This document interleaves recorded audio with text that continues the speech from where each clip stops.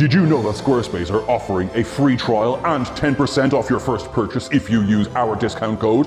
Squarespace.com/TrekCulture. What are you waiting for? The Final Frontier. It's a weird place, and the adventures of the Enterprise D crew in Star Trek The Next Generation brought them into many situations that completely dumbfounded audiences. In this list, we're going to look back at 10 moments from TNG that fully embrace the strangeness of the Star Trek universe. Moments like these can leave us scratching our scratchy parts or even changing how we see the whole show and its characters. And we're going to call those moments What the F moments. I'm back. I am Marcus Bronzy, and this is the 10 biggest what the f moments from Star Trek The Next Generation. Number 10. The Borg-INFESTED universe.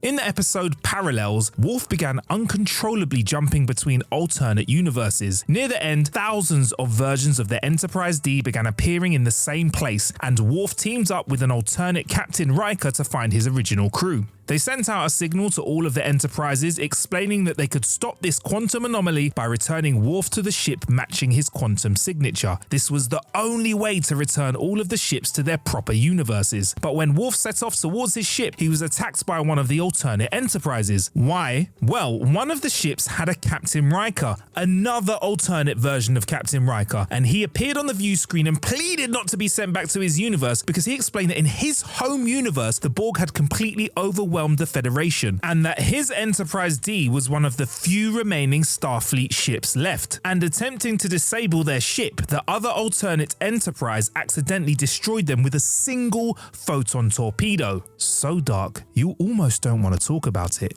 And in the novel Q², it was explained that Worf refrained from telling those in his universe about this Borg-controlled reality because he found the implications of what had happened was just too uncomfortable.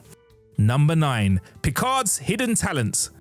Pinchy, pinchy, pinchy! Several non-Vulcans have been able to perform the Vulcan nerve pinch in Star Trek, including Michael Burnham, Data, Odo, and 7 of 9, just to name a few. Still, you may be surprised to learn that Captain Picard was actually rather skilled at this little technique. Picard used a neck pinch on a thief named Devore in the episode Starship Mine. Coincidentally, Devore was actually played by Tim Russ, the actor behind one of Star Trek's most famous Vulcans, Tuvok, the guy from Star Trek Voyager. Many fans theorized that Picard learned the nerve pinch technique when he was mind melded to Spock's father in the episode Sarek, or he could have simply learned it traditionally. Either way, it's interesting that Picard can flawlessly perform a martial arts technique that's typically very difficult for non-Vulcans. The Vulcan's nerve pinch is incredibly effective at subduing most humanoid species completely harmlessly, and Picard can do it.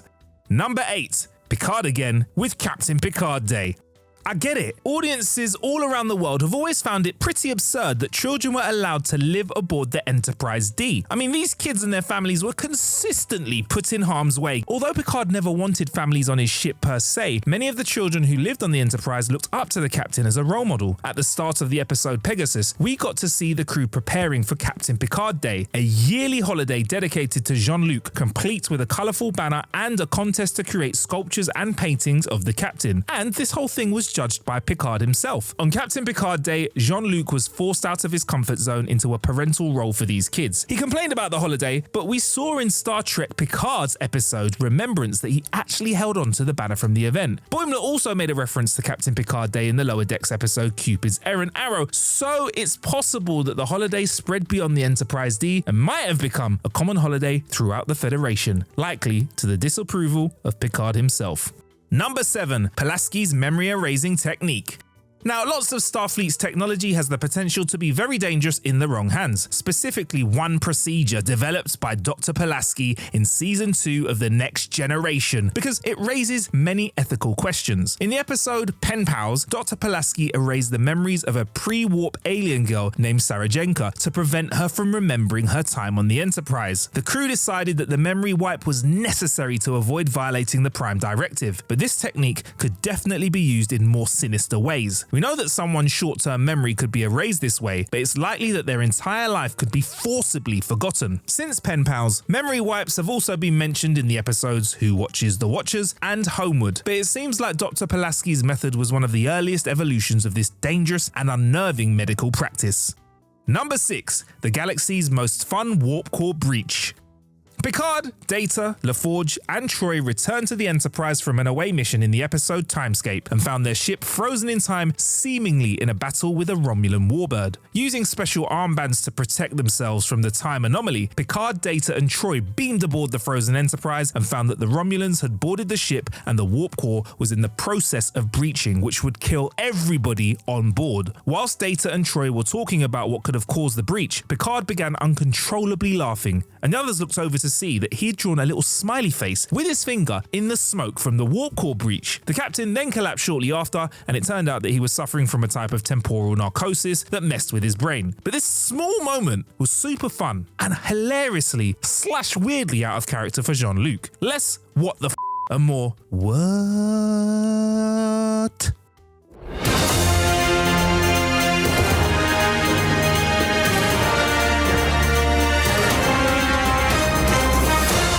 And for Galaxy Truth Network, I am Sean Blass. I'm here to tell you about the wonderful, wonderful tool that is Squarespace. Did you know that Squarespace are offering a free trial and 10% off your first purchase if you use our discount code, squarespace.com/TrekCulture? Using Squarespace's Fluid Engine, which is, dare I say, the next generation of website design, you will be able to start with a best-in-show template website, which you can then use to edit and customize as you see fit. We use Squarespace to host our merchandise store, and they make it so easy for us to store our assets. I say, look how easy it is when I drag and click. Also, their video hosting platform will allow you to show your video collection, much like this documentary quality video made by my colleague, Thomas C. Drexler. What are you waiting for? We at GTN recommend you go to www.squarespace.com/TrekCulture today to get a free trial and 10% off your first order. Go now and be well. Number 5. Q's strangest surprise entrance. Now look, Q always likes a little dramatic entrance, and when visiting the Enterprise D crew, he always made sure he delivered, but one of his arrivals was particularly shocking. In Deja Q, that's just wonderful perfection. In Deja Q, the Enterprise was trying to help an alien society whose moon was falling out of orbit when Q suddenly appeared on the bridge, naked and floating horizontally, before falling to the floor and saying a sarcastic, "Red alert!" Q had his powers taken by the Continuum and was condemned to live as a human, but the Continuum stripped him of more than just his powers, because some creative camera angles needed to be made to hide Q's, well, shall we say, omnipotence. But the whole crew got a view of a full spread of torpedoes and were surprisingly unfazed. They'd probably just become used to surprise entrances from Q at this point, and they were frankly more annoyed than shocked. The fact that the Continuum delivered Q to the Enterprise naked and in such a compromising position really makes it seem like they were just trying to embarrass him. Why else would they float him in the air with his giblets hanging out? Definitely one of the more surreal cold opens in the show. Number 4. ARMUS' grudge with TASHA Yar. Now, a lot can be said about how TASHA Yar's death was handled on the show. On one hand, it was a bold decision to kill off a main character so suddenly, kind of making us remember the morbid out there of new space. But the entity that killed her, ARMUS, wasn't particularly compelling as a villain because he was basically the embodiment of pure evil, and his only purpose in the story was to kill off TASHA, who Denise Crosby and the producers had already decided was leaving the show. This becomes clear when you realise that Riker was pulled into the same sludge pit afterwards, after TASHA died, only to be released later completely unharmed. Then Data was forced to point a phaser at himself and his friends for ARMUS' amusement. However, everyone else turned out fine just because this seemingly evil entity that just killed their crewmate got bored of killing. Everyone in this episode but TASHA Yar had bulletproof plot armor, and it really makes her death seem even more outrageous. Number 3. The bridge crew speaking over DEANNA Troi.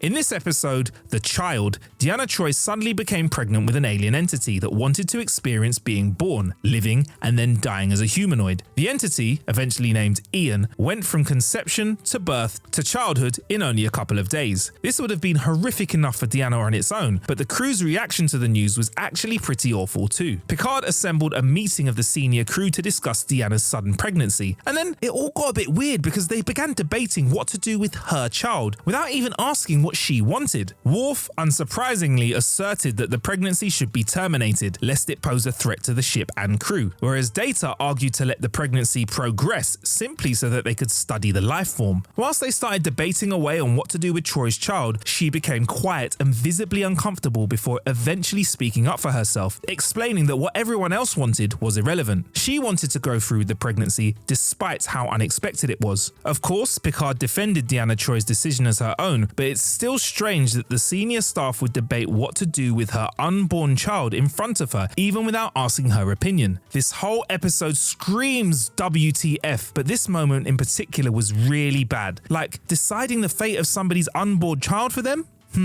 Star Trek, another example of how you were so ahead of your time. Number 2, the computer becoming self-aware just to tell Data to shut up. Now, Data in the early days of Star Trek spoke a lot. I mean, he had the habit of talking so much and over-explaining himself that everyone around him would be like, that's enough, Data. Chill, Data. Very good, Data. That's enough, Commander. I mean, Data was so long-winded that even the Enterprise had to tell him to put the brakes on his yappa yappa yappa yappa yappa. When Data was researching on his computer in the episode Conspiracy, he began speaking to himself, which confused the computer. Data explained that talking to oneself is a human tendency and began listing several different reasons for doing so, before the computer interrupted him, saying, "Thank you, sir, I comprehend." This burst of impatience is a rare taste of the Enterprise's computer showing some self-awareness and using first-person pronouns like I. It also shows that even fellow emotionless machines can get frustrated by Data's excessive info dumping. Number 1, Lieutenant Van Mayter's death. The Next Generation has had its fair share of disturbing death sequences, but few were as shocking as Lieutenant Van Mayter's sudden demise in the episode In Theory. During In Theory, the Enterprise encountered a series of subspace deformations that made it possible for stuff to pass through solid objects. Picard noticed that his personal items in his ready room had somehow ended up on the floor, and things just got stranger from there. An entire planet popped into existence, seemingly out of nowhere, and all over the ship there were reports of more incidents, but Lieutenant Van Mayter's experience, well, it was like no one else's. She went with LaForge to investigate a possible structural damage, but LaForge heard a horrific scream as Van Mayter turned the corner, and when he returned to her, he saw that the anomaly had opened up the ground below her and consumed half of her body. But that's not where it gets bad. This is. As the ground rematerialized through her, her body was crushed and she died almost instantly. Whilst this probably wasn't the most painful looking death on the show, it absolutely sticks in your mind given the unique body of horror in the scene. Sick. So there you have it, the 10 biggest what the f moments from Star Trek The Next Generation. Got something to add to the convo? Let us know in the comments below. Also, feel free to hit like and subscribe to us here over on YouTube, and you can of course find us on Twitter at TrekCulture. I am on all social medias at Marcus Bronzy, MarcusBronzy, including Twitch, and I have a podcast called Ain't Got a Clue. Find that where you listen to those. Until next time, Kapla!